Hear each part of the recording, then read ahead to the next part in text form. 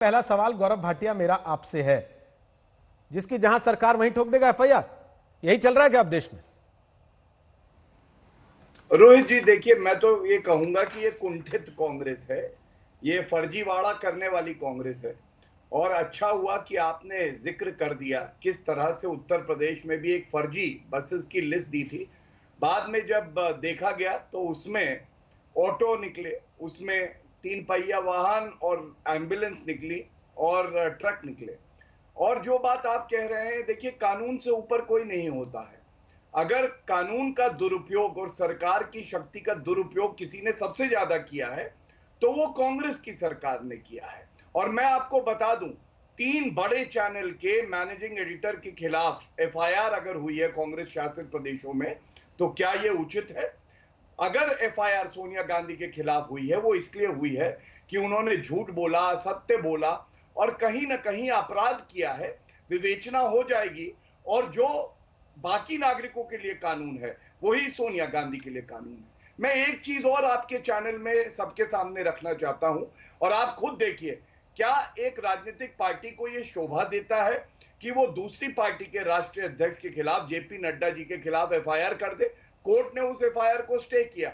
और ये रणदीप सुरजेवाला जी का ट्वीट है, ये एक फोटो उन्होंने डाली थी अपने ट्विटर अकाउंट में। ये न्यू इंडिया है, एक महिला और उसका बच्चा एक झोले में है, और कितना दयनीय है, दुख होता है। और जब पड़ताल हुई तो पता चला ये नेपाल की है। ये देखिए, ये नेपाल की फोटो सुरजेवाला जी, जो राहुल गांधी के बहुत नजदीकी हैं, क्यों डाल रहे हैं? झूठ फैलाने के लिए। और अंत में एक बात और कहूंगा, जिस तरह से प्रियंका वाड्रा जी ने श्रमिक मजदूरों के प्रति कोई सहानुभूति नहीं रखी और केवल एक घोटाला कर दिया, बस घोटाला इस बार, मैं समझता हूं सारे जितने श्रमिक मजदूर हैं ये कांग्रेस पार्टी को कभी माफ नहीं करेंगे।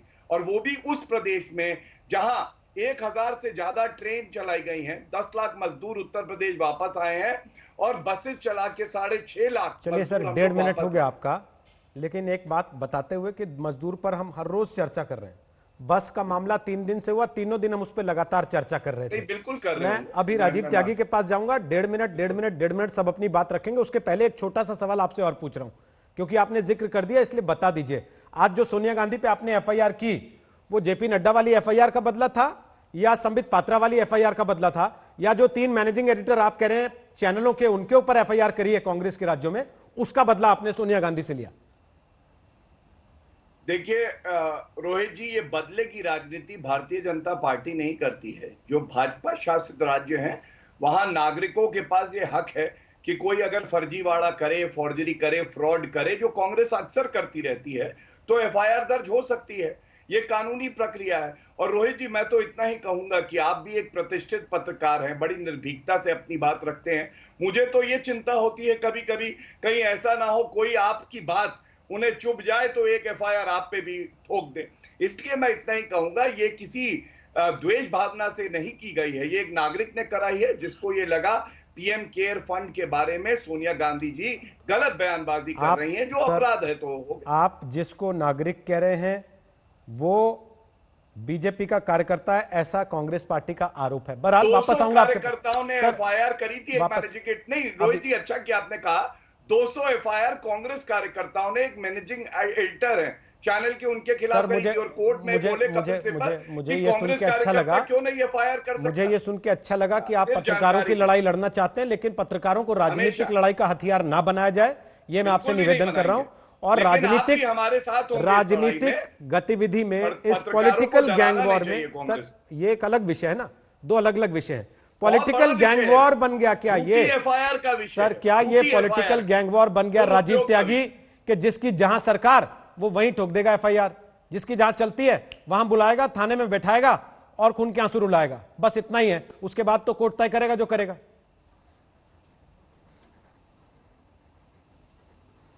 देखिए, एक शेर से अपनी बात शुरू करता हूं और भारतीय जनता पार्टी को स्पष्ट बिल्कुल हम लोग अपना संदेश देते हैं।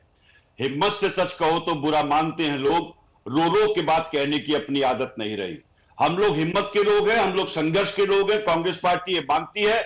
बहुत से प्रवक्ता होंगे या बहुत से नेता होंगे जो इस बात की निंदा करेंगे भारतीय जनता पार्टी की, मैं ये बहुत स्पष्ट कहना चाहता हूं, भारतीय जनता पार्टी एक नहीं 1000 एफआईआर कर दे तो भी हम सत्य बोलने से नहीं डिगेंगे, तो भी हम संघर्ष करने से नहीं डिगेंगे, तो भी हम पीछे नहीं हटेंगे और भारतीय जनता पार्टी के हर एक झूठ को बेनकाब करेंगे, हर एक भ्रष्टाचार को बेनकाब करेंगे। याद करिए रोहित जी, 13 मार्च 2014 का वो भाषण जो प्रधानमंत्री मोदी जी ने दिया था एक सभा में और कहा था, भाइयों बहनों, क्यों नहीं दिल्ली में बैठी सरकार के एक एक पैसे का खर्चे का हिसाब होना चाहिए? क्या आपको हिसाब मिलना चाहिए नहीं मिलना चाहिए? क्या आपको हिसाब मिलना चाहिए नहीं मिलना चाहिए? क्या आपको हिसाब मिलना चाहिए नहीं मिलना चाहिए? वो 13 मार्च का भाषण याद करिए प्रधानमंत्री जी का, जिसमें वो केंद्र सरकार से हिसाब मांग रहे हैं। आज पीएम केयर फंड पे यदि हम हिसाब मांगते हैं, वो एफआईआर करते हैं, आप एफआईआर करिए, जेल भेजिए, लाठीचार्ज करिए, गोली मारिए, लेकिन सत्य के लिए कभी भी आप हम लोगों को डिगा नहीं पाएंगे और सत्य को पूछने के लिए, उजागर करने के लिए कभी आप हमें पीछे नहीं हटा पाएंगे। हम ये बहुत स्पष्ट कहना चाहते हैं, देश की जनता को, देश के नागरिकों को अधिकार है कि देश की सरकार उनके पैसे को किस तरह से खर्च कर रही है, किस तरफ पैसा उनका खर्च किया जा रहा है। क्या ये सत्य नहीं है कि देश की सरकार ने जिस तरह से 68,000 करोड़ रुपए का अभी ऋण राइट ऑफ किया है, तो लोगों के मन में शंका नहीं होगी कि ये पूंजीपतियों की सरकार है? क्या देश की सरकार ने प्रवासी मजदूरों से लेकर के अन्य बहुत सारे लोगों के लिए 20 लाख करोड़ के पैकेज में क्या कोई प्रावधान करने का काम किया है? पीएम केयर फंड के पैसे को उजागर करने का या उसका ऑडिट कराने का, कैग से ना कराने का ऐसा कौन सा डर है प्रधानमंत्री मोदी को और भारतीय जनता पार्टी को? क्यों कैग से ऑडिट नहीं होना चाहिए? एक एक पैसे का कैग से ऑडिट होना चाहिए। याद करिए, ये वो कैग वही संस्था है जिसके पीछे खड़े होकर के भारतीय जनता पार्टी ने, रोहित जी, कांग्रेस पार्टी पर अनेक आरोप लगाए थे। आज उस कैग को हटाने का काम, कैग से ऑडिट न कराने का काम दर्शाता है कि भारतीय जनता पार्टी की दाढ़ी में कुछ तिनका है, इसमें कहीं कोई संशय नहीं है।